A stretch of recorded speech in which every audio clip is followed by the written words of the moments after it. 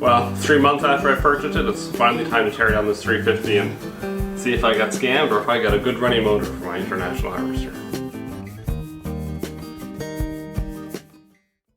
So this is the 350 I got. I paid only about $600 Canadian for it, which is really good because these motors, they're not as popular up here in Canada like they seem to be in the States. You can't really just go to a junkyard and pull one out. So it has a quadrajet, which most of them do.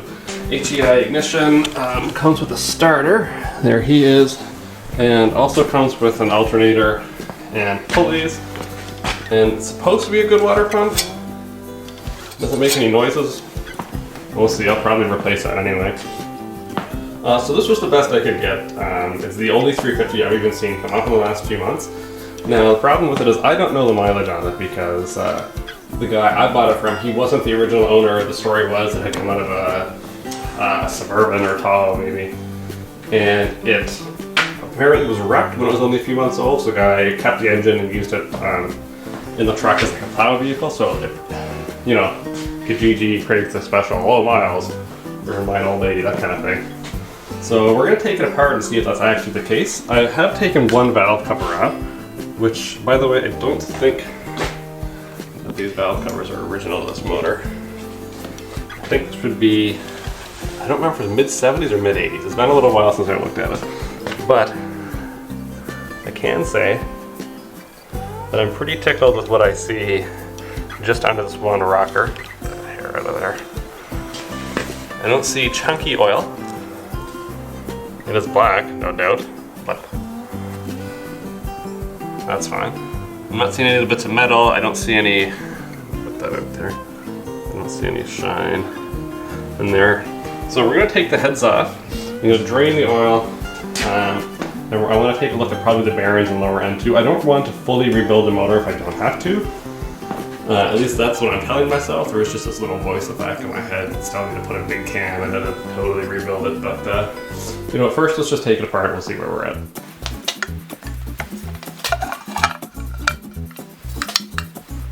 A little bit of debris in there, isn't there?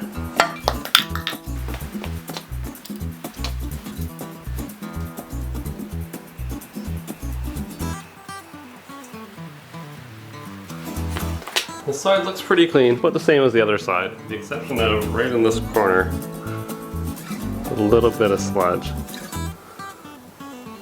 That's not too bad. By the way, I should mention, I have seen this motor run. When I picked it up, it was on a different stand, but he was able to start it on that stand for when we heard it run, heard it rev up. It sounded okay.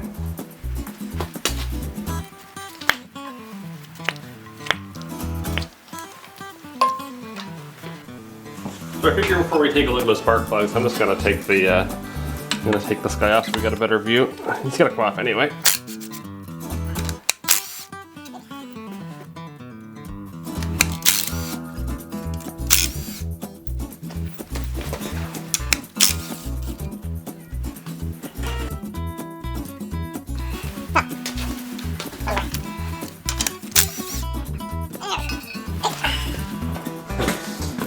Maybe noticing a few of these Christmas tree needles. Yeah, that's because when I brought this home, I also happened to buy my Christmas tree the same day. So they came home in the back of the truck together.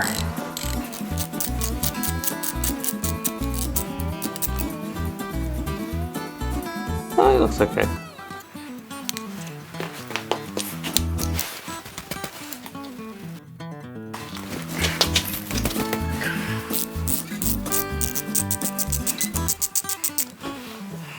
He's pretty wet.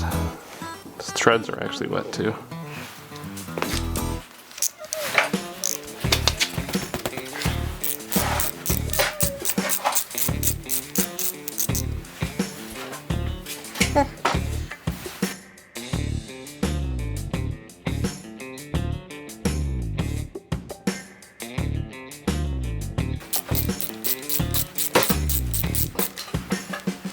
Whoa. He is oily. Yikes. Alright, figure we'll get that engine turned around and do the same thing to the other side.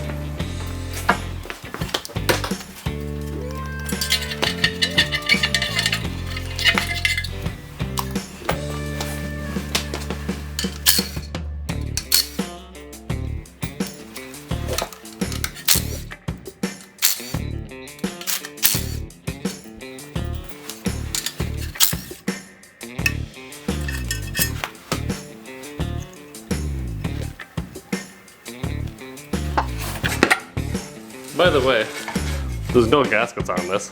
That's just paint.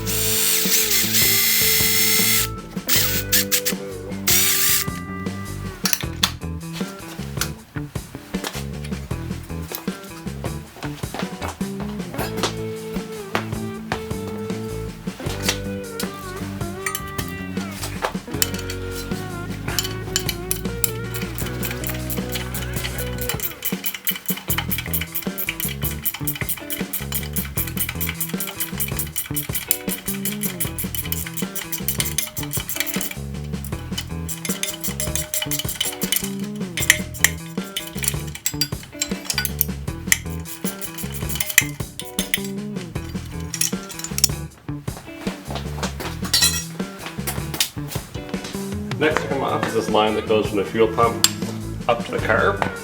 I have no idea if this fuel pump works, and to be honest, I don't really care because I'm not going to be reusing it anyway.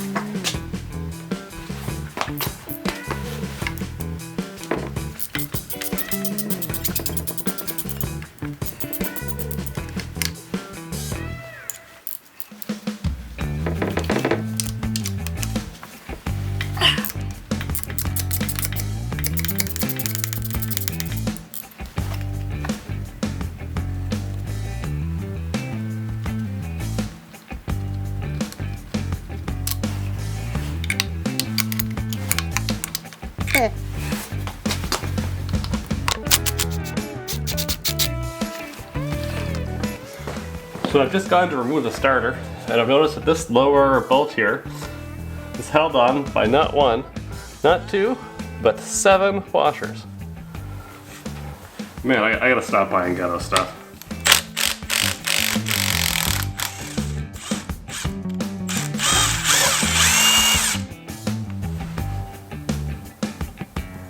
It might clean up, but I don't think that's original.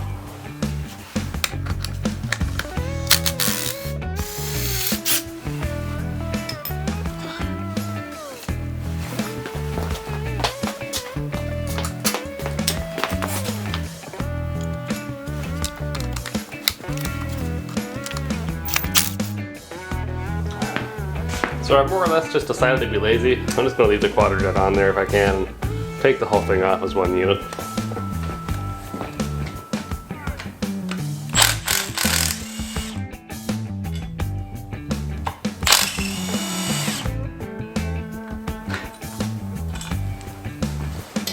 So it's worth mentioning that this is not the desirable heads that are on this motor. Unfortunately, this motor is old enough that it has the old double hump iron heads, and those are not. Whoa. This guy is pure oil. Yikes. And they're not super desirable for performance.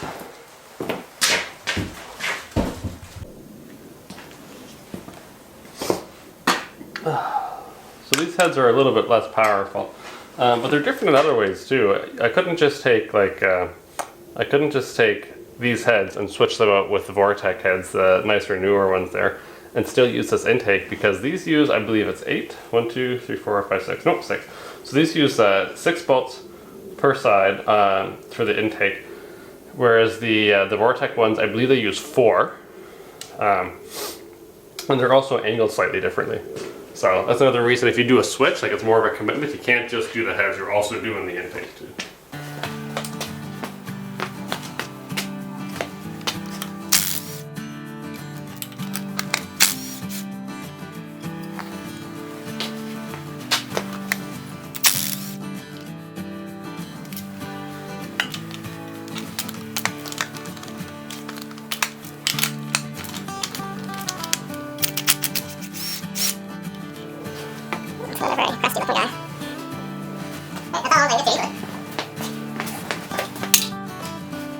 Remember when I said I didn't want to take this quadrajet off? I just wanted to leave the intake in one piece.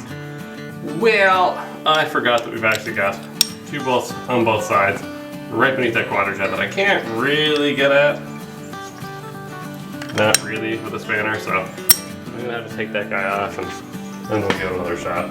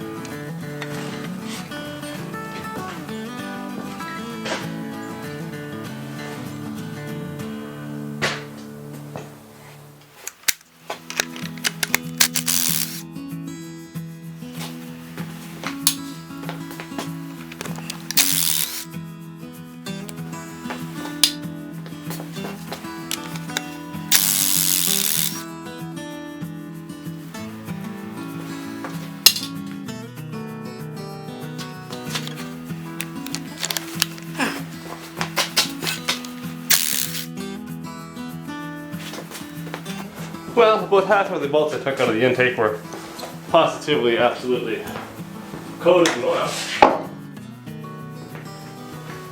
Now let's see what's the odds of us getting this guy off nice and easy here.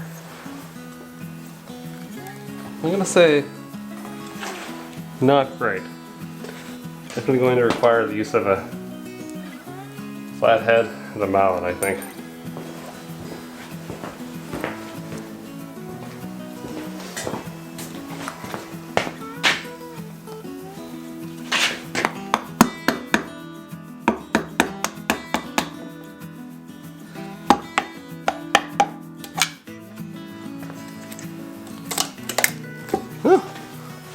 Jeez, that's not bad.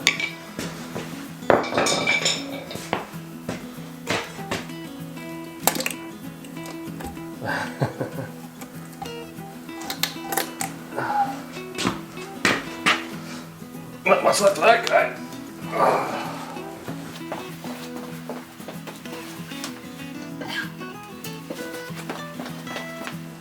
Huh. You know, I've seen some bad valleys.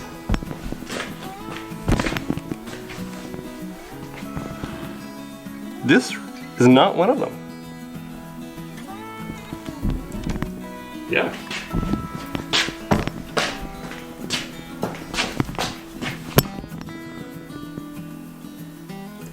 Wow.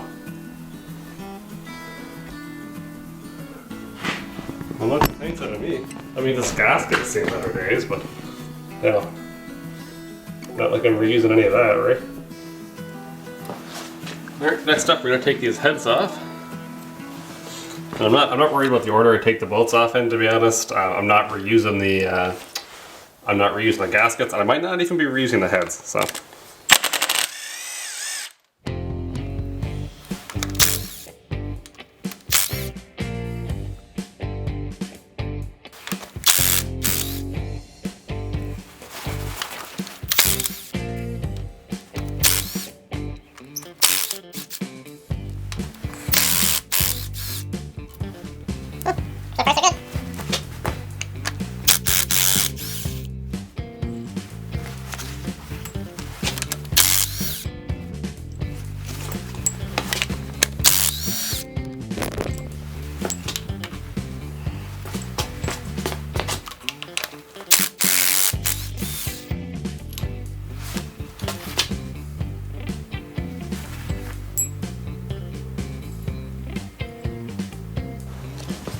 ones that are in between the rockers, I mean, it would make more sense to take the rockers off. I just don't want to right now. I'm too desperate to see what these heads look like. So I've got a very thin-walled 5/8, and we're just gonna hope that doesn't break.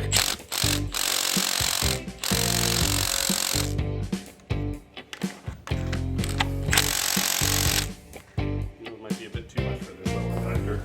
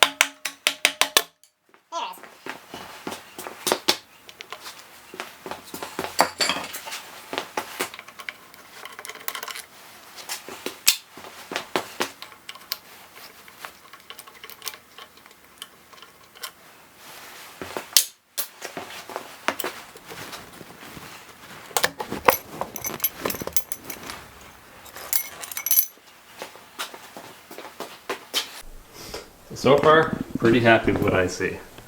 I know this doesn't come up terribly well on camera, but these cylinders, I'm still in the process of rotating the engine over so I can get a good look, seem to be in pretty good shape.